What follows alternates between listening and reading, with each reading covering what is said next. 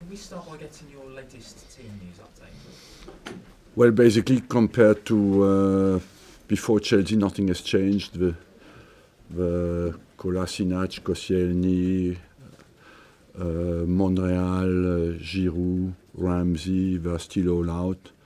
And from Wednesday night, I believe we will lose, certainly we lose Granit Xhaka, who finished with a tight groin.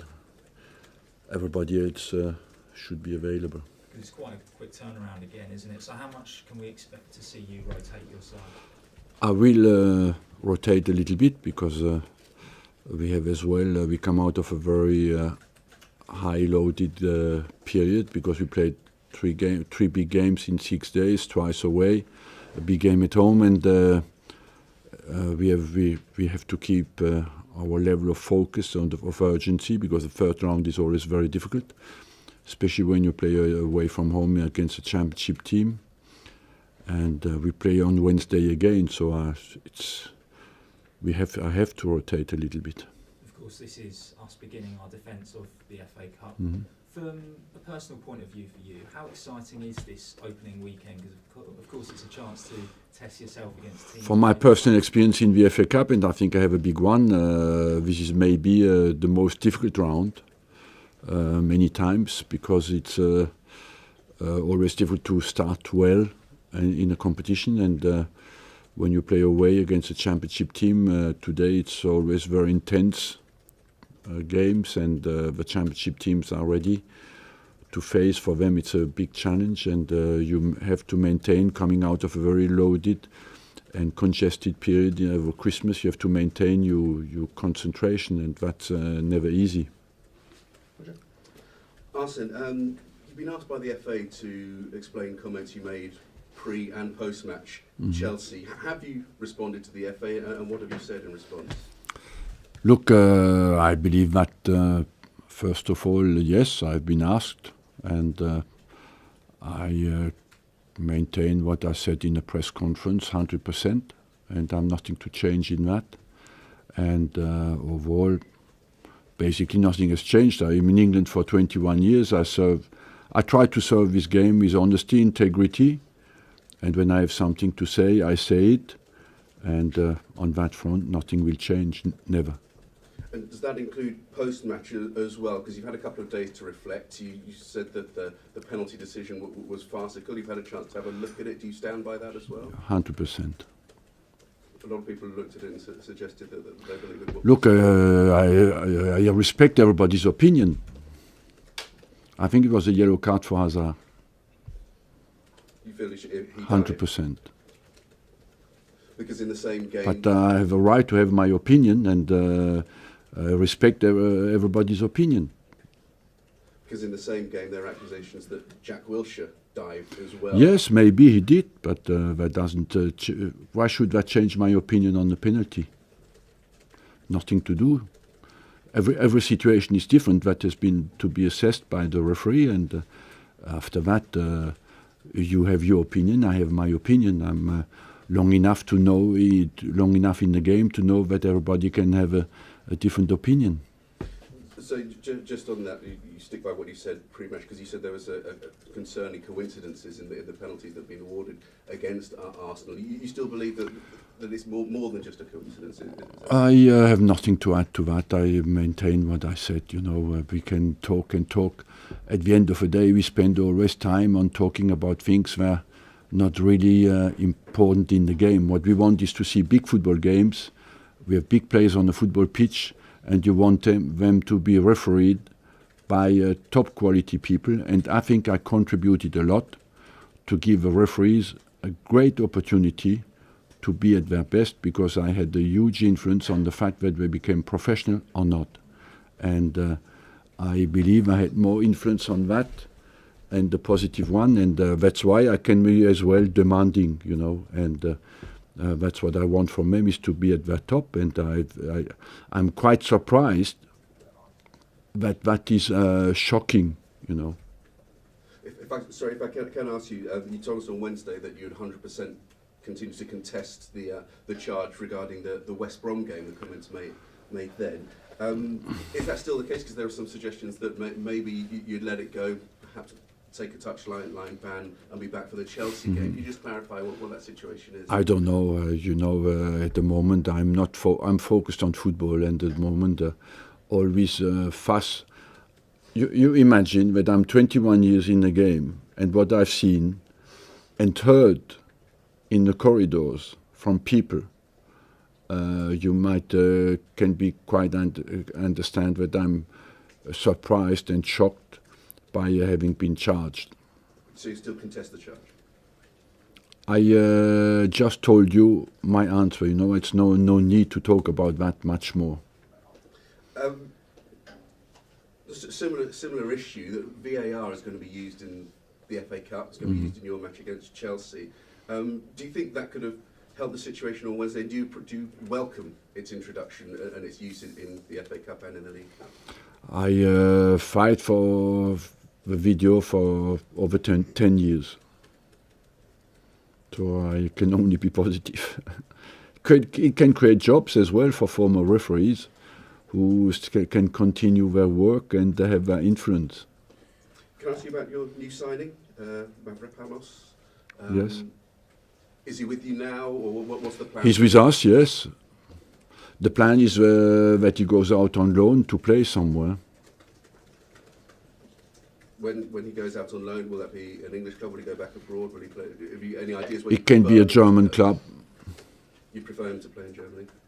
I prefer him to play where it doesn't really matter, but he plays in the top at the top level and gains experience. He's 20 years old, and so he needs for a defender, central defender, is not ready to start for us.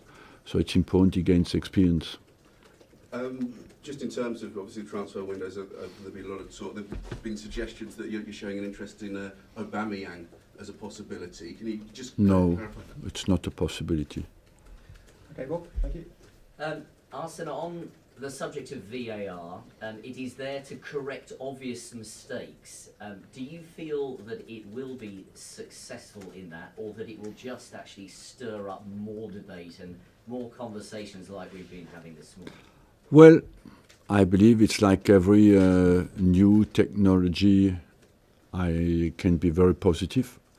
I'm always in favor of moving forward, and therefore, even if it creates problems, I think it can sort out many mistakes that have been made before, and that we not, for example, the most obvious ones, when you see Swansea against Tottenham, the offside goal would have been detected, so it can get many mistakes out of a game, especially the offsides. After, it depends how we use it. If it is to keep completely control for the central referee and run out of a pitch and look at the television while the whole stadium sits there and freezes, I think we have. It's better we stay in the old system. So we can get better. We can make it as well worse. Right. So you have got some concerns about what it might do to the speed and flow of the game. If it is applied like that, certainly. Right. Vincent Kompany this morning, he's completed a Masters in Business Administration, and he has suggested that ticket prices should be cut, that stadia should be full, because full stadia helps sell TV rights. That's where football gets most of its money from. Do you agree with him? I believe that the stadium should be full, yes, but there are. When you look at the Premier League last year, I think it was 94% capacity. So I believe we cannot put more people in the stands that they can take. So on that front, there is no problem. After that, should the ticket prices have to be adjusted to the demands? We live in an economy where people make their decisions, and you have to respect that, and that the clubs adjust the price to the demand. Ideally, you want it always to be as less expensive as possible, but Vincent Kompany is a football player who are very well paid, and to pay the players very well, you have as well to get some money. And part of still today, since I'm in England, the gates in our club has always been about 30 to 35% of the turnover of the club. So that means 1/3 of the salary of the player is paid by the income, by the gates. Okay. Arsen, the fixture list slightly changes each season, and the demands and the regularity of the matches over the Christmas period will affect teams differently. And you've got FA Cup and then you've got League Cup as well coming. How have you found the rhythm in terms of being disrupted for Arsenal this season? I think I accept completely that when you're involved in many competitions, that the rhythm can be at a very high level. I believe the fixture list this season has been completely unfair, especially the Christmas period, and the recovery days for some clubs have not been the same. They play against each other, and one team had 6 days to prepare and one team 2 days, and you cannot defend. That's not defendable. When you have played at the top level and you know what's going on. I'm not against the fact that we play many games. I'm ready to play every 2 days. I repeated that many times. As long as the guy I play against has played 2 days before. And that we have to make a huge effort in the Premier League to get that much better respected. I mean, is it inevitable then that sort of generally the FA Cup's going to suffer a little bit this weekend, that the Premier League teams are going to have to rotate after what's been through? A little bit, yes. But suffer doesn't mean no. We look at the bench everywhere in the Premier League. Everybody is top-level international players on the bench. So I wouldn't think that the FA Cup should suffer from that. I don't feel that if I rotate a little bit that I'm a less stronger team. When you look back at last season, and particularly the way you won it, beating City in the semis and Chelsea in the final, how influential was that in your decision to stay here? I don't know. I mean, but it must. I mean, winning that trophy put a positive end to this. Yeah, I think it's very difficult. The FA Cup, contrary to what many people think, the FA Cup becomes more and more important, and in every single country. And that why? Because it's more and more. It's difficult to win this kind of trophies. There have so many teams who want always to win a trophy. You know that it becomes more and more difficult. And I think we won it in style at the period where we were questioned. And had it an influence or not? I don't know. I don't know how I would have responded. Do you think you would have stayed if you'd not won it? I don't know. Just one on the FA charge. I know you've talked about it. Do you expect it to be dealt with in time before Sunday? As well, I don't know. I focus on football. Honestly, that's last of my worry. I don't. I know what I do. I know what I say, and apart from that, when I come out of a press conference, my only worry is football. Have you requested a personal hearing from the FA? No. Okay, lastly, Nick. Arsen, sorry, apologies if you've spoken about this before, but what's the situation with Theo Walcott? I think he'll be staying this January. I want him to stay. He's been linked with Southampton, going back to Southampton. I heard that, yes, I heard about that, but personally I want him to stay. Okay, and finally at the back there, thank you. Arsen, George Weah is now President Weah. That's a happy subject. Finally we got one. He has spoken a lot about how he has influenced him as a person, actually equating you to Nelson Mandela in terms of the influence. What sort of a leader do you think he will become? And he will be sworn into office on 20 January. Has you received your invitation and will you be going? I answer your last question. Yes, I have been invited by George to come to the day where he will be president.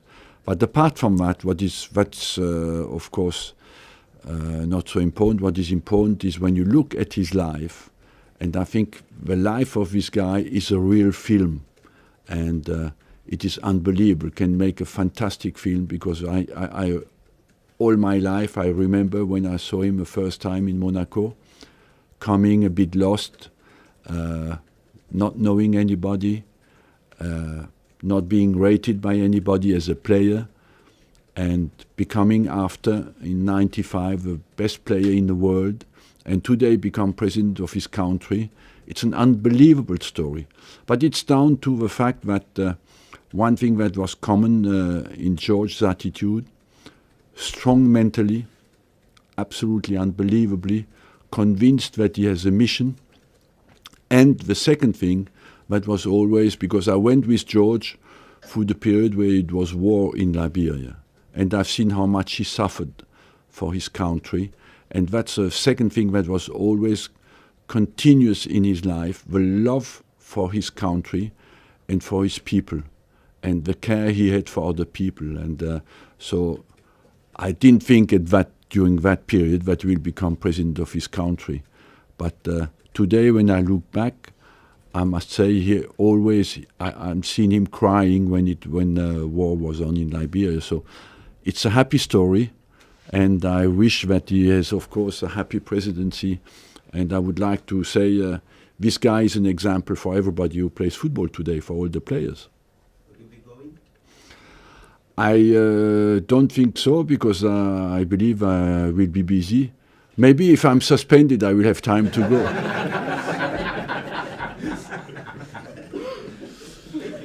Okay, guys, coming for the newspapers yet?